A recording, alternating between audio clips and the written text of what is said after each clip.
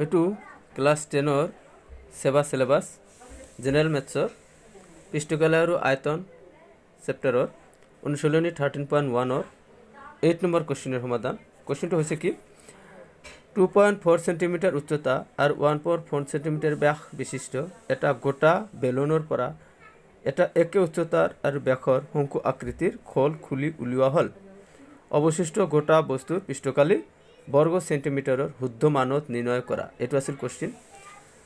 ফাৰ্ষ্টত কি কৈছে, এটা গোটা বেলুন। গোটা বেলুন মানে কি, ইয়াৰ দুয়োফালে বন্ধ হৈ থাকিব এনেকৈ গোটা বেলুন। এটা এটা গোটা বেলুন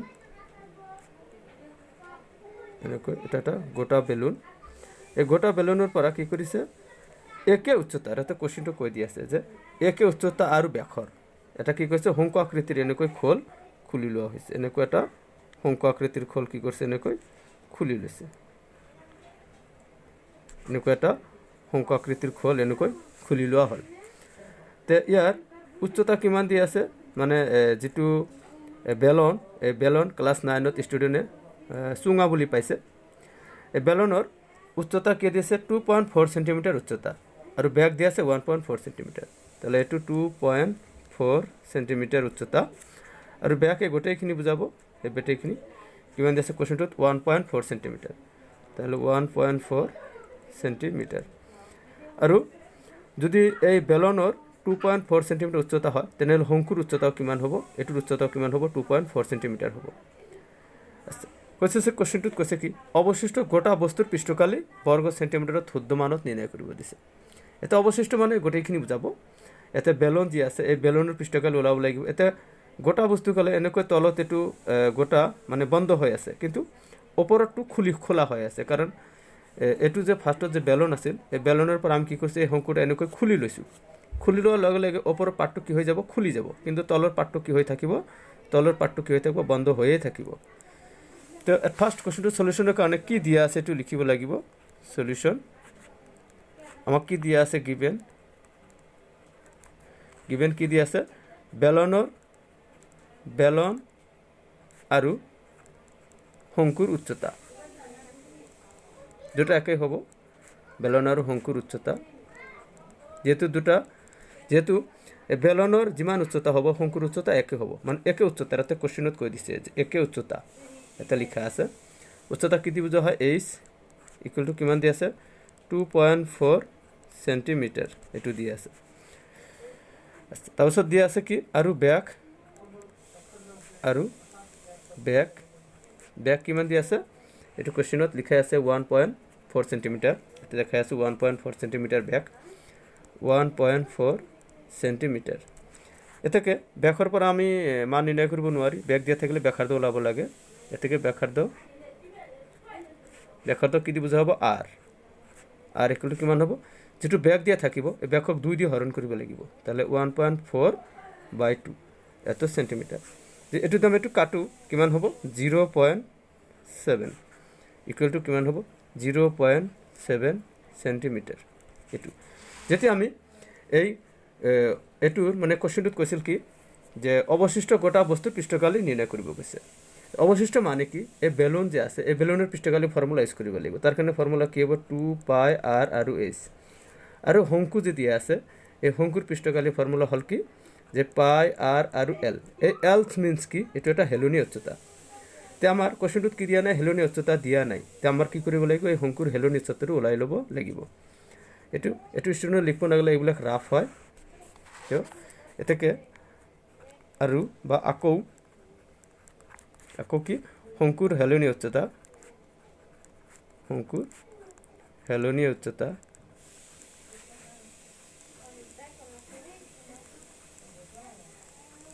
কি বুজা হয়, এল ইকুৱেল কি আছিল, ফৰ্মুলা আছিল, এটাৰ ফৰ্মুলা আছে স্পেচিয়েল ফৰ্মুলা, এটা হ'ল r square plus h square. এইটো শংকু আৰু বেলন যে দিয়া আছে উচ্চতা একে, এতিয়া ৰুট অফ r মানে আমি ওলাইছোঁ 0.7 এইটো স্কুৱেৰ প্লাছ এইচৰ ভেলু কিমান দিয়া আছে 2.4, কেতি আছে 2.4 এইটো স্কুৱেৰ। তো আমি যদি স্কুৱেৰ কৰোঁ, এই 7ক স্কুৱেৰ কৰিলে এটা ৰাফত দেখাই দিছোঁ। এই যে 0.7 ইন্টু 0.7 ইকুৱেলটা কি 7 আৰু 7 পূৰণ কৰিব লাগে, ইয়াতে 49, তাতে 1 ঘৰ আছে, ইয়াতে 1 ঘৰ আছে, 2 ঘৰ, তাহলে ইয়াৰ পৰা এনেকৈ 2 ঘৰ পিছত পোৱা হ'ব, এটা কি হ'ব 0 হ'ব, তাহলে কি হ'ব 0.49 প্লাস ইয়াতে 24 ওপৰত স্কোয়াৰ আছে, এনেকৈ এইটো কি আছে 2.4 ওপৰত এনেকৈ কি আছে স্কোয়াৰ আছে, তাৰ মানে কি 2.4 পূৰণ 2.4 এই দুটা এনেকৈ পূৰণ কৰিব লাগিব।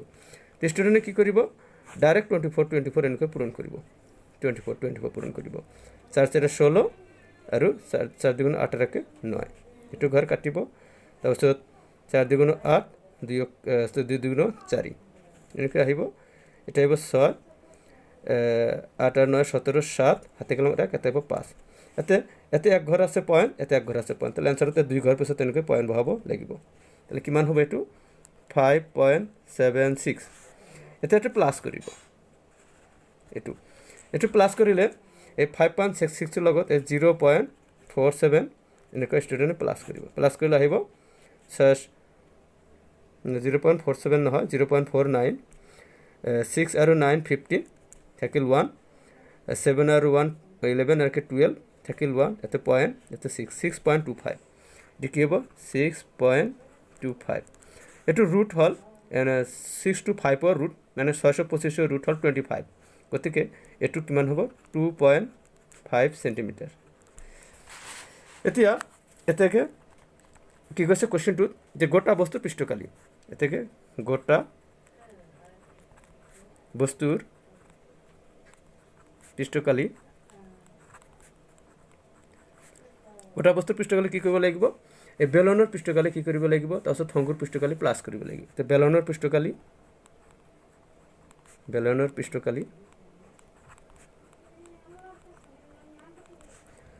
প্লাস শংকুৰ পৃষ্ঠকালি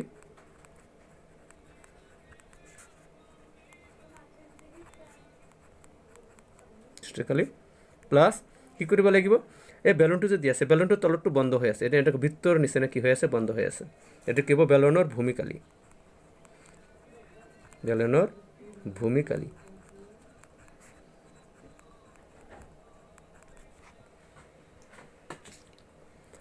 তো এই বেলুনৰ ভূমিকালিটো মানে কি বুজাইছে, এই ফাৰ্ষ্টতে গোটা বেলুনটো কি হৈ আছিল দুয়োফালে এইফালে বন্ধ হৈ আছিল এইফালে বন্ধ হৈ আছিল, কিন্তু যেতিয়া আমি শংকু আকৃতিৰ খোল এনেকৈ খুলি লৈছোঁ তেতিয়া ওপৰত খুলি গৈছে কিন্তু তলত বন্ধ হৈয়ে আছে, তো এনেকুৱা এটা বন্ধ, এইটো বৃত্তৰ নিচিনা এটা বন্ধ হৈ আছে, গতিকে এইটো কি বুলি কোৱা হ'ব ভূমিকালি, মানে বৃত্তৰ কালি ফৰ্মুলা ইউজ কৰিব লাগিব।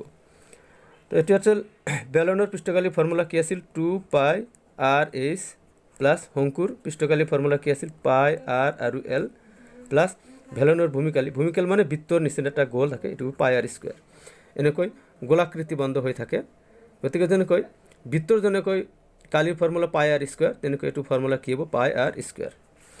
টেষ্টৰ এত πr আছে, তাহলে কি কৰিব πr কমন ল'ব, এই πrটো কমন গ'লে 2 আৰু h এইটো থাকিব, তাহলে এইটো 2h প্লাস πr কমন গেছে l থাকিব, প্লাস এতে π আৰু r² আছে, গতিকে এটা r থাকিব। তো ষ্টুডেণ্টে সলিউশন কৰিব লাগিব, এইখিনি পাইৰ মান ষ্টুডেণ্টে জানে 22/7 আৰু r মান দিয়া আছে 0.7, এতে 2 × h, hৰ মান এতে কোৱেশ্চনত লিখা আছে যেটো 2.4, তাহলে এটো কিমান আহিব 2.4 প্লাস l মান আমি ওলাইছো 2.5 প্লাস r মান আকৌ কি আছে 0.7, এইখিনি।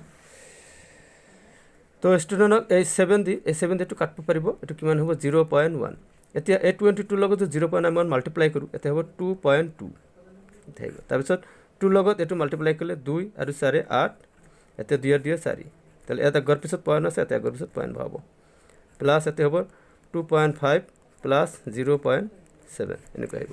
এবার এই তিনটা প্লাস কৰিব লাগিব, তো দেখাই দিছোঁ যে 4.8 তাৰপিছত 2.5 তাৰপিছত 0.7 প্লাস কৰিব, প্লাস তাহলে 8 আর 5 13, 13 আর 7 8 আর 5 13, 13 আর 7 20, 20 এর 0,